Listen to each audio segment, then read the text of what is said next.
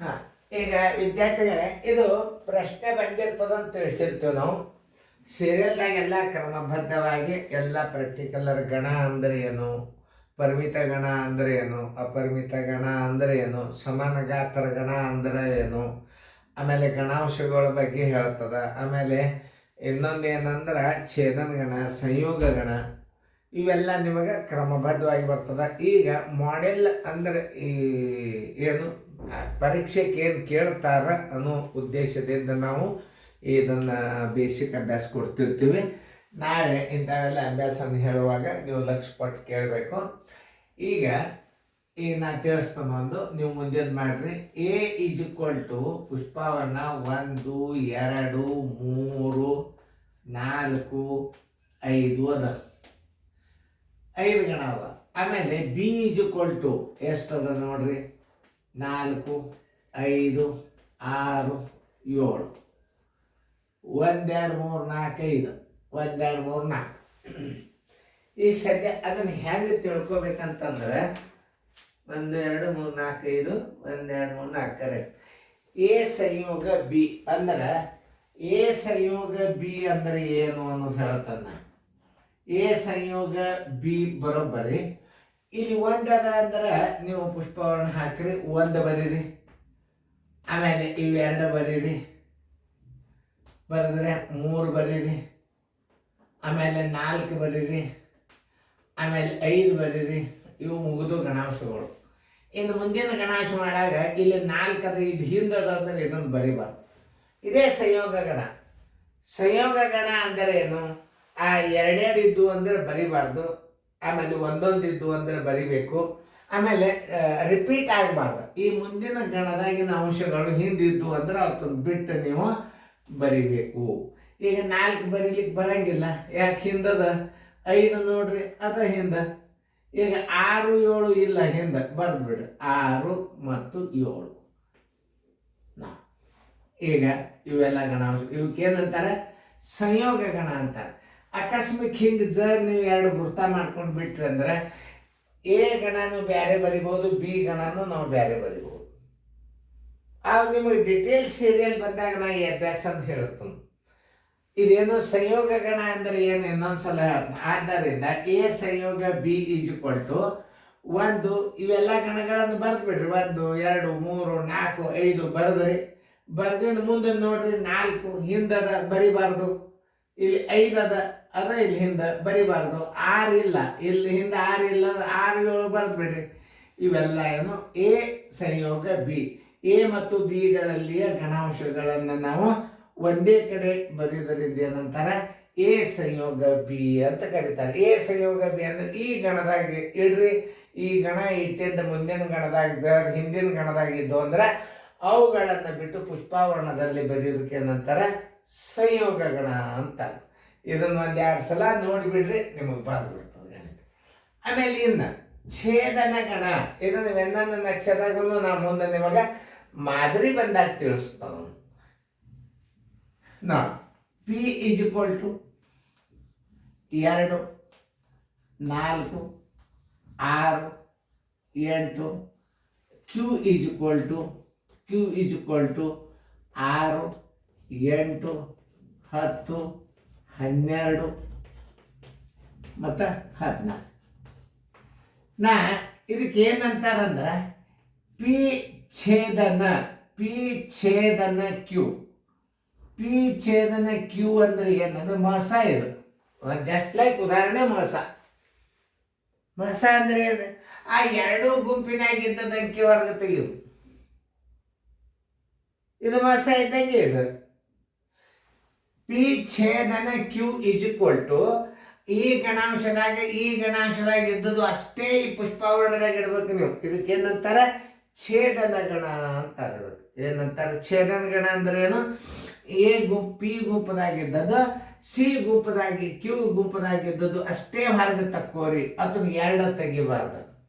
ಅದು ಇಂಪಾರ್ಟೆಂಟ್. ಇಲ್ಲಿ 2ಕ್ಕೆ ಕೈ ಹಚ್ಚರಿ ನೋಡ್ರಿ, ಇಲ್ಲಿ 2 ಇಲ್ಲ. 4ಕ್ಕೆ ಇಲ್ಲಿ ಕೈ ಹಚ್ಚರಿ, ಇಲ್ಲಿಲ್ಲ. ಇದನ್ನು ಬರಿಬಾರ್ದು. ಈಗ ನೀವು 2 ಬರಿಬಾರ್ದು, 4 ಬರಿಬಾರ್ದು. ಛೇದನ ಗಣ ಅಂದ್ರೆ ಒಂದ್ಸಲ ಹೇಳಾಗ ನೀವು ಲಕ್ಷ ಕೊಟ್ಟು ತೊಗೊಂಡ್ಬಿಟ್ರಿ ಅಂದ್ರೆ ಗಣಿತ ತಾವೇ ಬಂದ್ಬಿಡ್ತಾವ.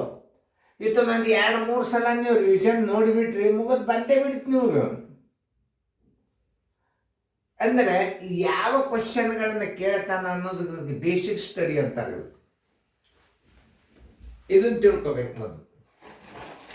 ಬೇಸಿಕ್ ಸ್ಟಡಿ ಅಂದರೆ ಪರೀಕ್ಷೆದಾಗ ಇದನ್ನು ಕೇಳ್ಬೋದು, ಆಮೇಲೆ ಹೇಳೋಣ ಅಂತ ತಿಳ್ಕೊಬಾರ್ದು. ಇದು ನೋಡ್ರಿ, ಇವೆಲ್ಲ ಕಿತ್ತೂರುಗಳಿಗೆ ಬಿದ್ದಂಥ ಗಣಿತಗಳು. ಕಿತ್ತೂರು ಚಂದಮ್ಮ ಸ್ಕೂಲ್ದಲ್ಲಿ ಬಹಳ ಕೇಳುತ್ತಿದ್ದ.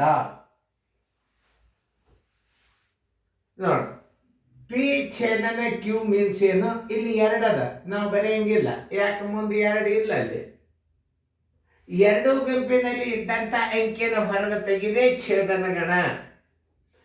ಇಲ್ಲಿ ಏನಾಗಿದೆ? ಸಂಯೋಗ ಗಣ ಅಂದರೆ ಏನು? ಇದು 1, 2, 3, 4, 5 ಇವು ಮೊದ್ಲಿದ್ರಾಗ ಇದ್ದದ್ದು ಎಲ್ಲ ಬರದೇ ಬಿಡ್ರಿ, ಏನು ಸಂಬಂಧ ಇಲ್ಲ. ಮುಂದಿನ ಬರೆಯಾಗಿ ಹಿಂದಿದ್ದು ಅಂದ್ರೆ ಅದೊಂದು ಬಿಡೋದು, ಅದಕ್ಕೆ ಸಂಯೋಗ ಗಣ ಅಂತ. 2 ಗುಂಪಿನಲ್ಲಿ 2 ಸಲ ಉಪಯೋಗನ ಮಾಡಬಾರ್ದು. ಎದುರಾಗ ಸಂಯೋಗ ಗಣದಾಗ. ಛೇದನ ಗಣದಾಗ ಏನು?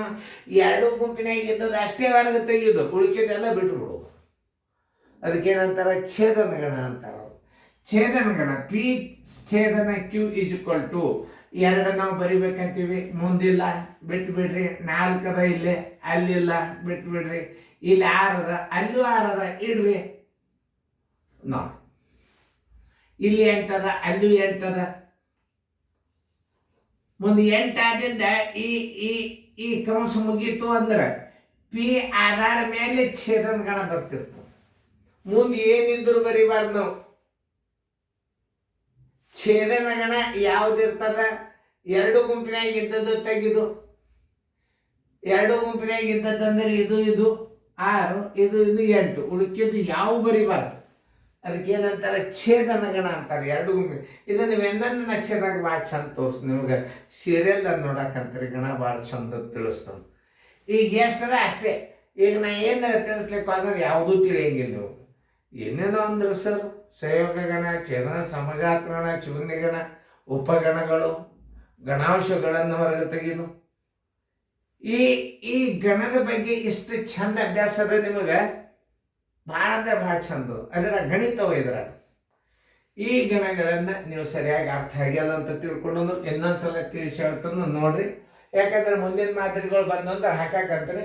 ಎ ಗಣ ಇದು ಏನದು? ಎ ಗಣಾಂಶಗಳು, ಎ ಗಣಾಂಶದ ಗಣಾಂಶಗಳು 1, 2, 3, 4, 5. ಬಿ ಗಣಾಂಶಗಳು 4, 5, 6, 7.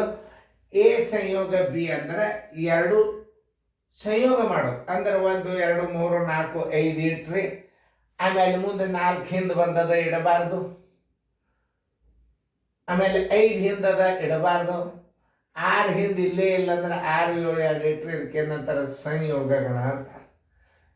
ಪಿ ಛೇದನ ಕ್ಯೂ ಅಂದ್ರೆ ಇದು ಮಸ ಇದ್ದಂಗೆ, ಇದು ಜಸ್ಟ್ SCF. 2 ಗುಂಪುಗಳಿಗೆ ಭಾಗ ಹೋಗತಕ್ಕಂಥ ಸಂಖ್ಯೆಯಿಂದ ಮಸ ತೆಗೆದು 2 ಗುಂಪಿನಾಗಿದ್ದ ಅಂಕೆಗಳನ್ನು ಹೊರಗೆ ತೆಗೆದು ಛೇದನ ಗಣ ತಿಳಿತಂತ ತಿಳ್ಕೊಂಡು ನಾನು ಪಿ ಛೇದನ ಕ್ಯೂ ಇಸ್ ಈಕ್ವಲ್ ಟು 6, 8.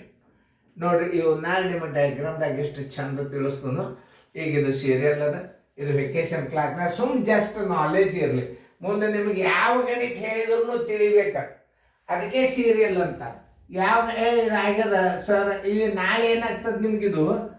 ನಾಳೆ ಜೂನ್ದಿಂದ ರೆಗ್ಯುಲರ್ ಕ್ಲಾಸ್ ಭಾಳ ಚಂದ ತಿಳಿತದ ನಿಮಗೆ. ನಿಮ್ಮ ಮುಂದಿನ ಗಣಿತಗಳು ಭಾಳ ಭಾರಿ ಬರ್ತಾವೆ. ಯಾಕಂದ್ರೆ ಇದೊಂದು ಸ್ವಲ್ಪ ನಿಮಗೇನು ಸ್ವಲ್ಪ ಸುಧಾರಣೆ ಮಾಡಿರ್ತದೆ ಈ ಪಿರಿಯಡ್. ತಿಳಿದದಲ್ಲ? ಇನ್ನೊಂದು ಸಲ ನೀವು ಅರ್ಥ ಮಾಡ್ಕೊರಿ ಹೆಂಗೆ ನಾವು ಇದನ್ನು ಮಾಡ್ಕೋಬೇಕು ಅನ್ನೋದು. ಮತ್ತು ಇಲ್ಲಿ ಗಾತ್ರಗಳನ್ನ ಗಣಗಳನ್ನು ಅಕ್ಷರ ಇದ್ದಂದ್ರೆ ಕ್ಯಾಪಿಟಲ್ದಾಗ ಬರಿಬೇಕು. ಯಾವ ಇವು ಕ್ಯಾಪಿಟಲ್ದಾಗ ಬರಿಬೇಕು. ಮುಂದೆ ಅವು ಗಣಾಂಶಗಳನ್ನು 2ನೇ ತರಗತಿ ಒಳಗೆ ಬರಿಬೇಕು. ಇದನ್ನು ಒಂದು ಸರಿಯಾಗಿ ನೀವು ತಿಳ್ಕೊಬೇಕಷ್ಟೇ. ತಿಳಿತಲ್ಲ? ಮುಂದೆ ಬಂದಾಗ ನಾ ಎಲ್ಲ ತಿಳಿಸ್ನು ಚೆನ್ನಾಗಿ ಫೇರ್ದಾಗ ಬರ್ಕೊಡ್ರಿ.